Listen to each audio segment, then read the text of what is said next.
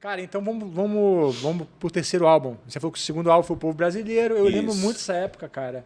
Liminha produziu. Liminha produziu, o álbum repercutiu bem, você falou, né? Bem, tiveram vários foi. sucessos. É. E assim, até abrir um parênteses aqui, cara. O Nat Roots é uma banda que tem mais sucesso do que cabe num show.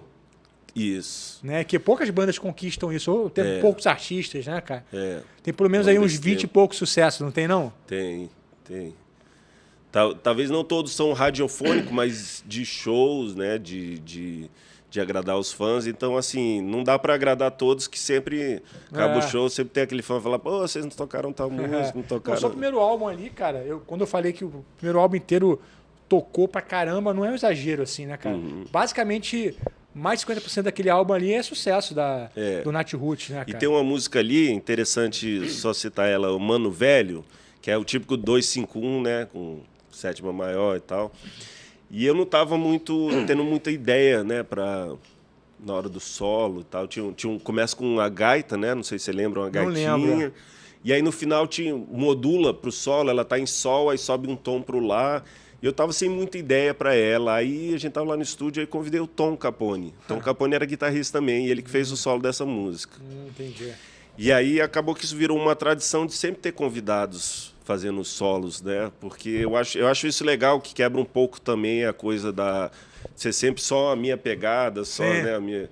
Por exemplo, no segundo disco, meu irmão Beto Pérez faz a guitarra solo de Em Paz e o Torquato Mariano da música Uma Vez Mais. Esse é do segundo álbum? Do segundo, que é o Povo Brasileiro. Tá, vamos No terceiro, você falou que queria falar dele, que é o Verbalize. Aí já foi produção do Tom Capone. E na EMAI também, vocês na EMAI também.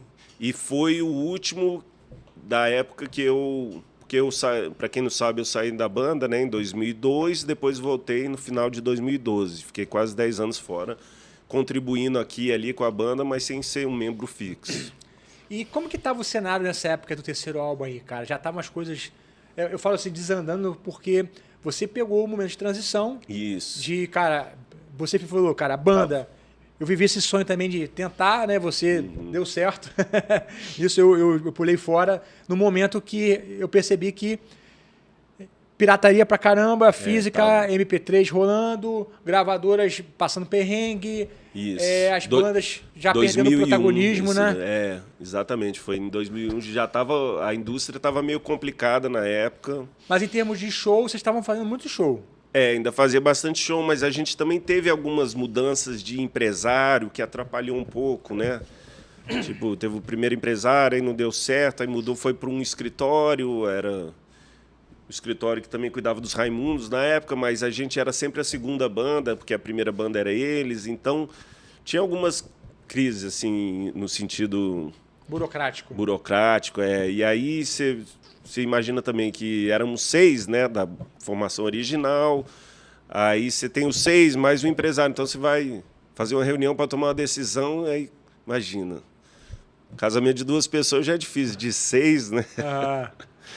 Então ainda tem o empresário e tal. Aí na época eu também em 2000 tinha sofrido aquele acidente de ônibus, né? A banda sofreu um acidente, eu fui o único que me machuquei. Aí nos 5 meses que eu fiquei fora eu também comecei a repensar, assim, porque na época, minha esposa estava grávida da minha filha, e aí eu com meus filhos pequenos, e sempre na estrada, e a coisa não estava fluindo tão bem como, né, no começo, assim, e aí eu falei, não, eu vou percorrer outros caminhos. Na época eu estava começando também a trabalhar com produção musical, Tom Capone tinha me chamado para trabalhar com ele, fazer algumas coproduções, porque o Tom, ele tinha várias equipes de coprodução, por isso que ele conseguia fazer vários discos ao mesmo tempo.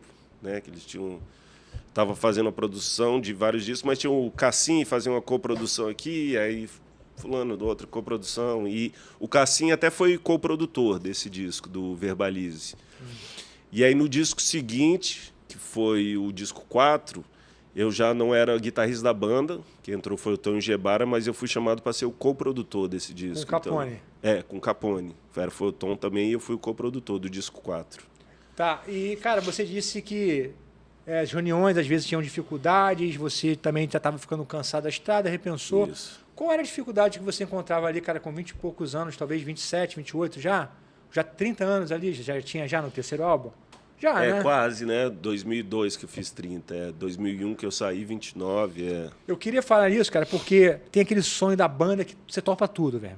Tocar no buraco, isso. meu irmão, se pagar, dar um lanche, a gente vai. Isso. Você viveu isso, a banda virou, cara, né? Um primeiro álbum consolidou, o segundo álbum, terceiro álbum. Qual era a dificuldade que você enfrentava, assim, ou que a banda enfrentava que vai desanimando e te fez repensar?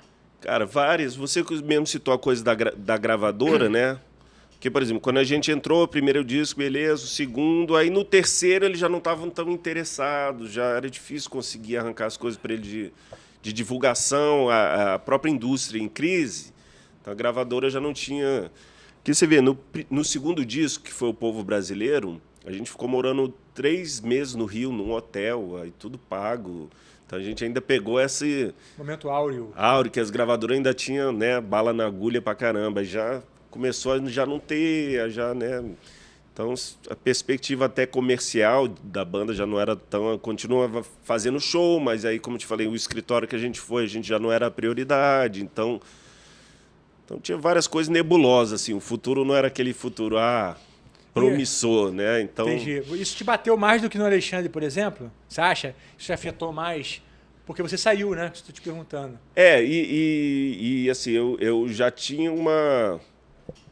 Pré-banda eu já tinha uma carreira e já tinha coisa também de professor de música, de produtor musical, então tinha outros caminhos. A banda não era...